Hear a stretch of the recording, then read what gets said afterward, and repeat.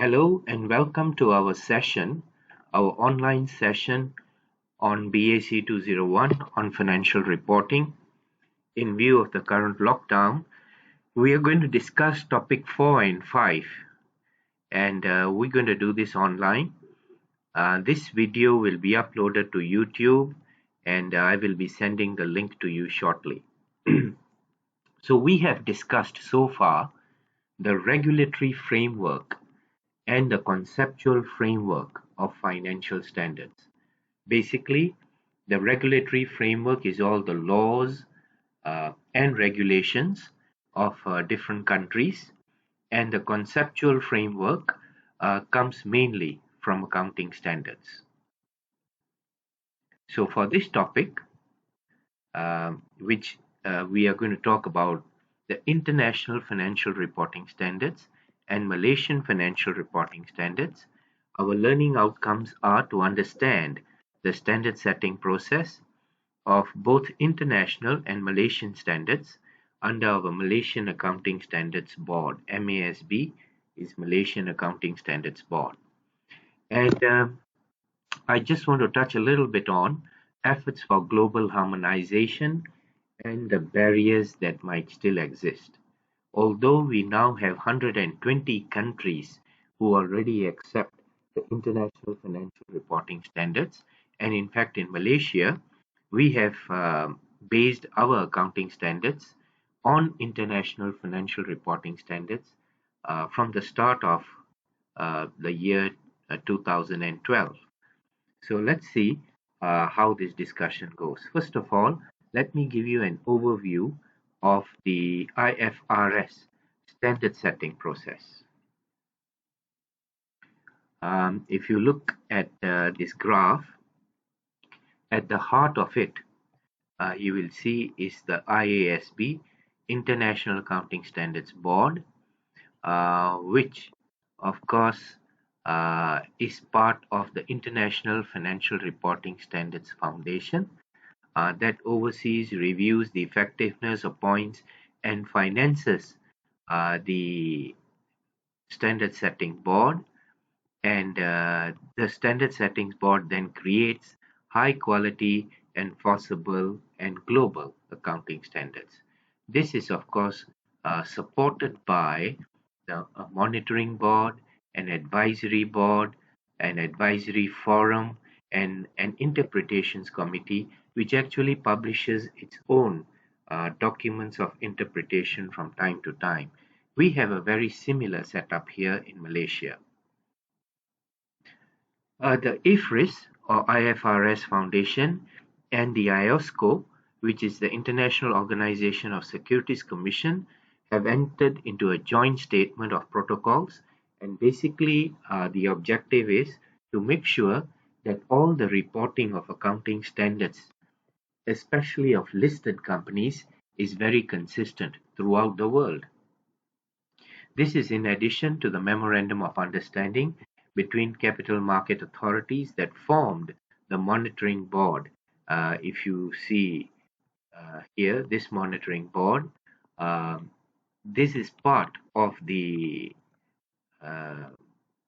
Memorandum of Understanding between the securities commissions, capital market authorities of different countries, and the Ifrs Foundation. So a lot has been written about consistency in Ifrs, but a recurring message that keeps coming up again and again is that we still have some work to do. It requires coordinated effort by standard setters, preparers, regulators, and auditors. For now, I think it is fair to say that the Ifrs, the International Financial Reporting Standards, and therefore our MFRS, Malaysian Financial Reporting Standards, are pretty much global in their outlook. If you look at around the world, the two standards that are very famous are International Financial Reporting Standards, and then we have the US government's generally accepted accounting principles. You may actually find many textbooks in accounting written based on US generally accepted accounting principles. However, We are doing a British program or a British-based and Malaysian-based program. Therefore, the more relevant standards for us will be the Ifrs or Mfrs. The Securities Exchange Commission of US has stressed the importance of enforcing Ifrs not only through its filing review process of foreign private issuers, but also through its collaboration with foreign counterparts bilaterally and through the IASCO, which is, of course, the organization of securities commissions around the world. A little closer to home, we have the Malaysian Accounting Standards Board. And this was established by the Financial Reporting Act of 1997, the functions mainly being determination and issuance of accounting standards for the preparation of financial statements, which are of course the most important financial report, which is laid out to the public by the directors of a company. The Malaysian Accounting Standards Board, together with the Financial Reporting Foundation (FRF), make up the framework for financial reporting in Malaysia. This framework comprises independent standard setting structure, and they have representation from preparers, users, regulators, and of course the accountancy profession. Whenever a standard is about to be set, usually an exposure draft or a consultative document is issued, and this consultative document is circulated to all the preparers, the users, the regulators, and the members of the accountancy profession. So our accounting standards in Malaysia are well discussed and well adapted from international financial reporting standards. The key functions of Malaysian Accounting Standards Board under the Act are to issue new accounting standards as approved accounting standards.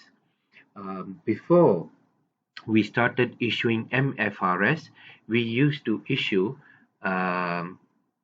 accounting standards which were based largely on the Australian accounting standards. So we used to call those standards MASB 1, MASB 2, or MASB 101, which was basically AASB 101 in Australia. So now many of those old standards are being revised. Those revised standards are now called MFRS. So they issue new standards, they review, revise, and adopt earlier standards. They amend, substitute, suspend, defer, withdraw, or revoke existing standards, sponsor or even undertake development in new areas of research where new accounting standards are required. They also collaborate with other national and international accounting standard setters. They participate in and contribute to the development of a single set of accounting standards for international use. They conduct public consultation, they develop conceptual frameworks, and they monitor the operation of approved accounting standards.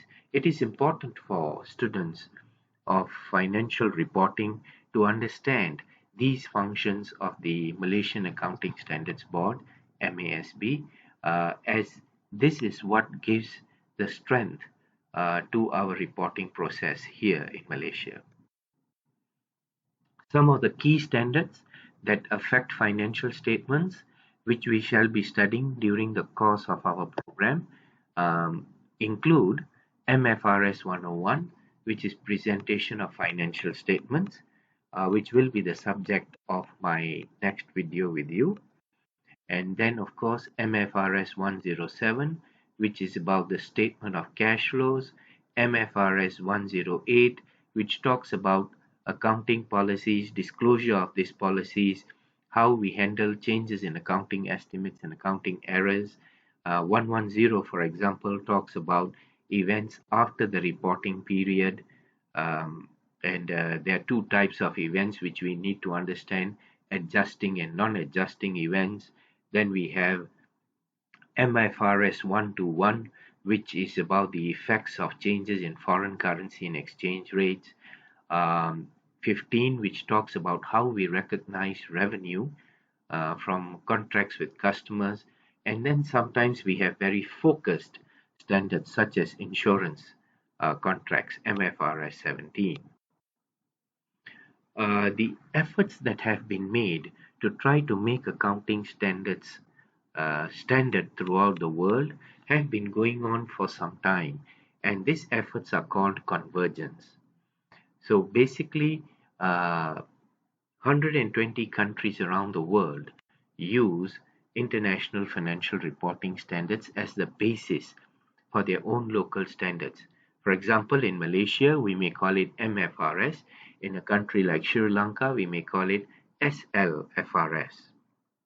Also, the US Securities and Exchange Commission have been taking steps to accept IFRS in the US, and these steps have actually been very active between the years 2007 to 2013, such that nowadays a lot of GAAPs and IFRS have similar, if not same, requirements. So ultimately, developing a single set of high quality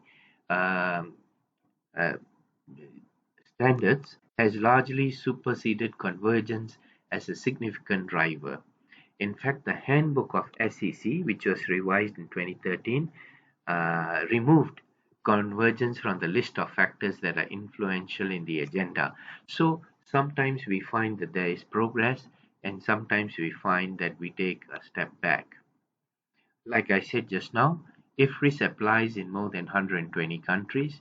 In Australia, all businesses who have not applied the reduced disclosure regime subject to certain conditions must apply IFRS. Mainland China follows this. EU follows this. India has converged. Japan also had GAAPs just like US, but it's considering a mandatory adoption of IFRS. Even Russia requires IFRS for all financial institutions and joint stock companies. So this is basically the framework, the background, a very brief and quick background of international financial reporting standards and Malaysian financial reporting standards. So perhaps as a closing note, it's good to quote Encik Muhammad Raslan Ahmad Rahman Abdul Rahman, who is the chairman of the Malaysian Accounting Standards Board. In his words, the MASB's work program and involvement in the implementation of Malaysian financial reporting standards mirror that of the International Accounting Standards Board and its interpretive body, the IFRS Interpretations Committee, which works with the IASB in supporting the application of Ifrs standards. So basically what we are saying is that we very much intend to be in convergence with international financial reporting standards. Now, in an exam question, you might be asked, why is it important that there is convergence? Because for a developing country, especially like Malaysia, it is very important to give foreign investors the confidence that they need, the proper information that they need in the proper format that they recognize, so that they will feel confident to bring investment into Malaysia. It also allows for better management of multinational companies, group companies, and the list goes on. You should read articles on how we can possibly improve the convergence of accounting standards. That might be a good topic for you to do your own reading and research.